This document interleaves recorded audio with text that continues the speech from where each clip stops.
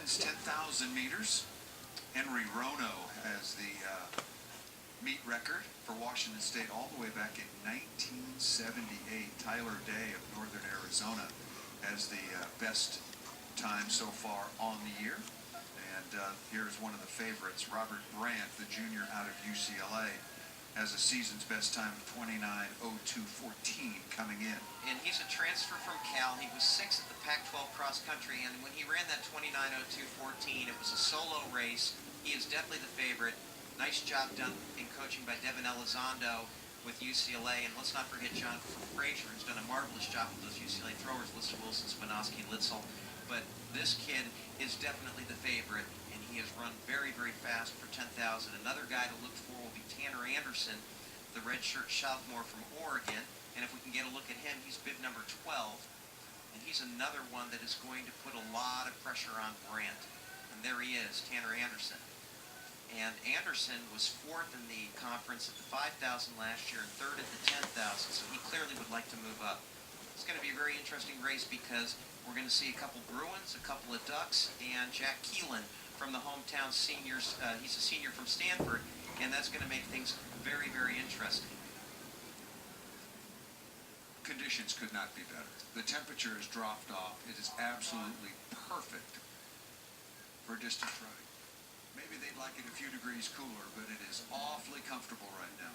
And underway, 10,000 meters. And Colorado has thrown in Zach Perrin, who must have been a late entry because I didn't have him on my list. But Perrin is the defending conference champion in the 5,000 meters, making his debut, and there you see him, making his debut in the 10,000 meters. And so he's going to add a lot of intrigue to this race, Paul. He's wearing bib number 18. His teammate Ryan Forsythe, a senior, also from Colorado, wearing bib number 16. Just underway, the early, and I do mean very early lead, Trent Brendel, senior out of Arizona, up front. And Paul, going back to Zach Perrin for a minute, as I mentioned, he's the 2017 Pac12 5,000 champion, and he has a deadly kick. So if they run slow and he's up there, it's going to be like what we saw with Vanessa Frazier, or what we saw earlier in the steeplechase, where we're going to see the kicker, and it's going to, Sage Hurtos, who I mentioned before, the kicker is going to win easily, especially if we run a pace that is not conducive to fast running. And I think everybody in this field has got to know that even though Perrin has never run a 10,000, he is going to be a tough customer. Well, with this 10,000 meters just underway on the men's side, let's go down to the infield. Jill Savage and visit with the winner from Stanford, Vanessa Frazier, on the women's side. Thank you so much, Vanessa. Take me through that race. You're battling. Very solid career in style with her first championship, and not easy. It was nice of her to give a lot of credit to the Colorado athletes. And it was pretty smart. She let them do all the heavy lifting through a long, long portion of that race. And she did, and she really made her move at the most opportune time and finished very strong. And going back to what she talked about, how much it means, that's one of those memories that lasts a lifetime. Your final race as a senior, at home, in front of your fans, you capture your first Pac-12 title, and that's the beauty of this conference championship meet, because you do get a handful of moments like that that are really some special things. Well, and the men have kind of slowed it down a bit. They ran 72 seconds for the first lap and then slowed it down to 76 seconds. And again, it's a waste of a beautiful evening if you're not going to pick the pace up and leave it to the kickers. Well, you just ask when they cross the finish line. Yeah. You know, but that's what the 10,000 meters has become. I mean, look at Mo Farah and the success that he has had. I mean, he's out there with a group of athletes, and when it comes down to it, he's a little bit more fit, maybe a little bit more gifted, but he's certainly a heck of a lot faster over the last 200 meters. Right. There's no question about it.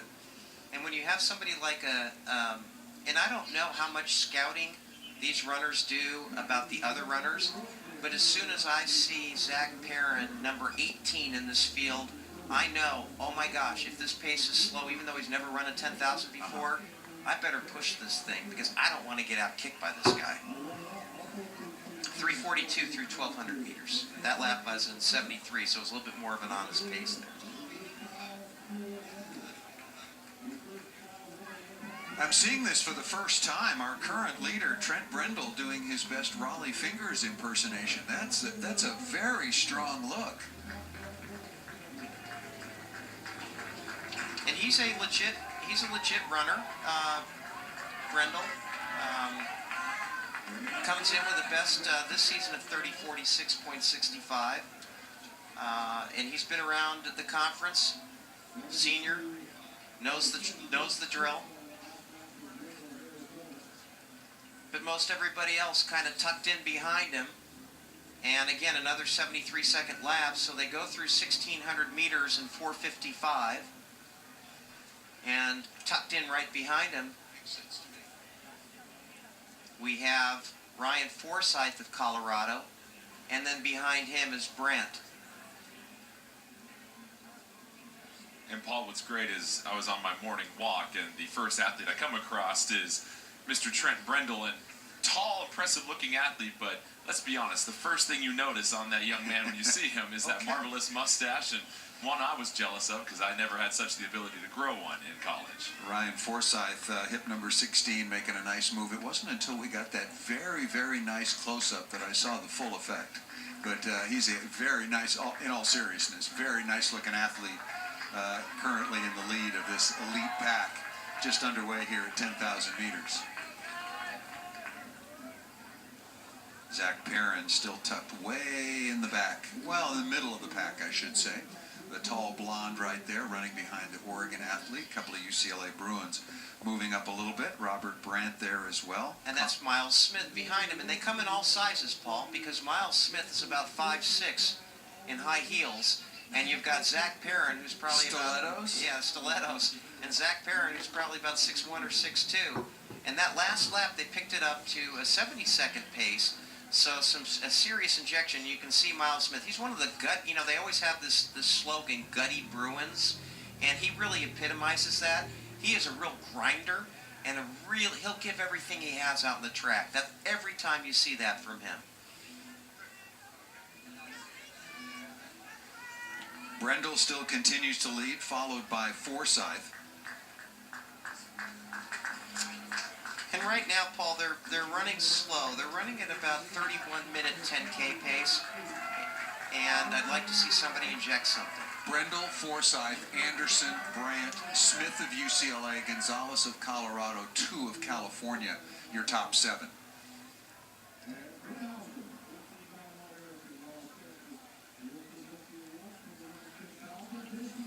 And that last lap, a 71-second lap. And Tanner Anderson, as you mentioned, right tucked in there. He's run 29:07.39 already this year. And 3rd in the conference in the 10,000 last year. So I know he's poised to move up. Here you can see him. He's kind of got the red hair in 3rd place there. Does the slower pace bring more and more athletes potentially into the mix when we get down to the wire here? No question about it. And what would be interesting to see here is if somebody will do a mid-race surge. Right now it's a very, very kind of slow, very easy pace. And you can always tell if it's a slow pace if the entire field is within just a few strides of one another. And you can see it right here. Everybody is within shouting distance. Then you know the pace is not fast enough, especially at this stage of the race. Brendel continues to lead, followed by Colorado's Forsyth, and then Anderson of Oregon. The 10,000 meters continues. At the top of the pack, the PAC12 Track and Field Championships continue tomorrow right here from Stanford at 3 p.m. on the PAC12 Network. Jordan Kent, Tom Fuhr, and Jill Savage. I'm Paul Sunderland, and not much has changed at the top of this pack. It has been Trent Brendel since the beginning of this race from Arizona. Moving up, number 11, Robert Brant from UCLA. Tanner Anderson there as well. And lurking at the back of the pack, Zach Perrin, wearing bib number 18 for Colorado. The officials are trying to mess. He's wearing bib number 18, and he's got on his chest number 35. So we'll try to sort things out a little bit.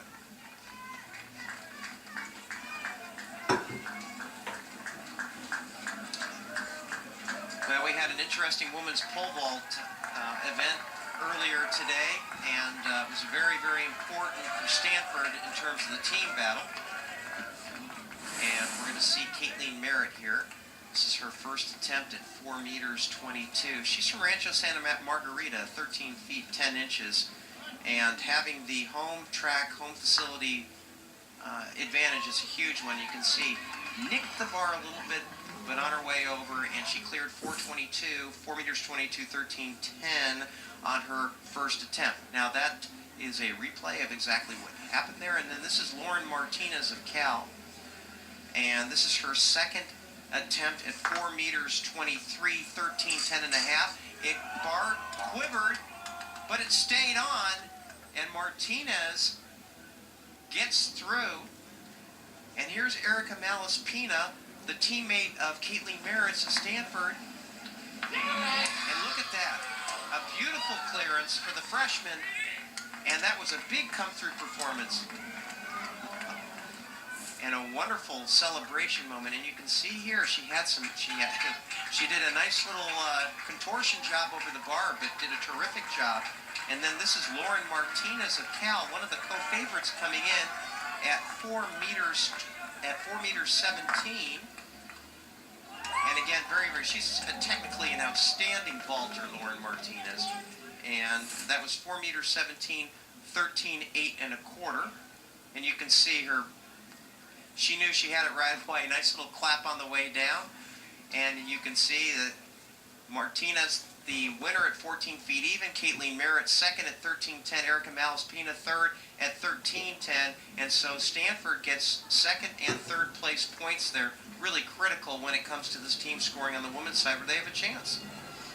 That is the women's pole vault. And back to the 10,000 meters. Brendel, Forsyth, Anderson, Newman from Oregon there, along with Gonzalez. That is your top group right now in the 10K.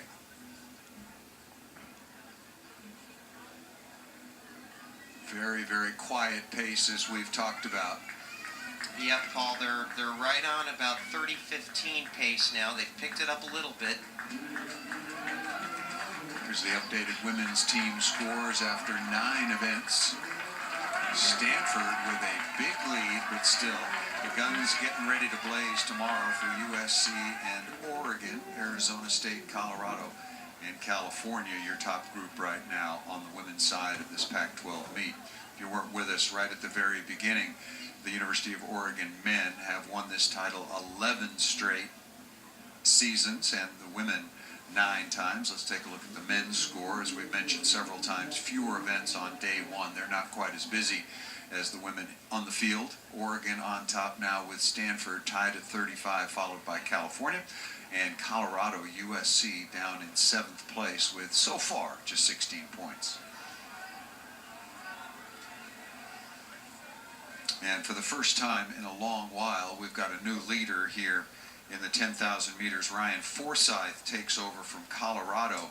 Trent Brendel did an awful lot of work at the front of this pack for a long time. Ethan Gonzalez of Colorado there as well. Did you see what Forsyth did, though, Paul? He went he took his arm as if he wanted somebody else to set the pace. You know, he was very reluctant to take over. Very interesting. I don't know if we can go back and get that on a replay, but a very interesting gesture for him to make in a championship meet. Here's Robert Brandt wearing hip number 11 coming up for UCLA. Challenging for the lead, but still a long, long way to go there with this and 12 laps to go. And there's a little bit of jostling going on in the pack, and you can see the guy at the center of it, Zach Perrin, who is, even though he's never run this race, or hasn't run it this year, is certainly the favorite with the way this pace has been going. The last lap 72, but the 2 laps before that 74-74, which is really plodding pace. There he is wearing hip number 7, bib number, hip number 18, bib number 37. For those of you keeping score at home. And then you can see the contrast between Perrin and then Miles Smith, the long and short of it, if you will. Travis Newman from the University of Oregon wearing bib number 10, also right there in what is still a very, very tightly packed, as evidenced, Tom, as you talked about, very pedestrian running right now in terms of the pace on an evening where the conditions are absolutely ideal. Yeah, it has me scratching my head, Paul. I'm really befuddled. I don't understand it. And perhaps if we can get a post-race interview from Jill Savage, and it's one of our kickers, they'll probably say they're delighted with the way things have turned out in this 10,000.